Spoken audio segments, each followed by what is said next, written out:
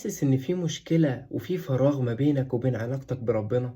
طب حاسس إن ممكن تكون علاقتك بربنا ديّة تتحسن أكتر من كده بكتير؟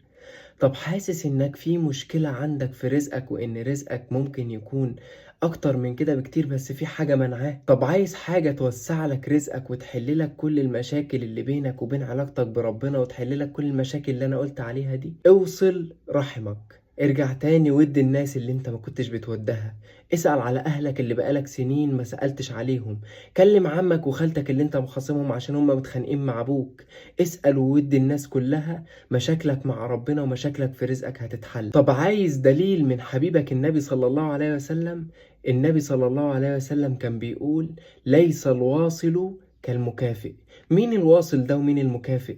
المكافئ ده يا حبيب قلبي اللي عمته رنت عليه مرة فرن عليها مرة، خاله اتصل بيه مرة فرن عليه مرة.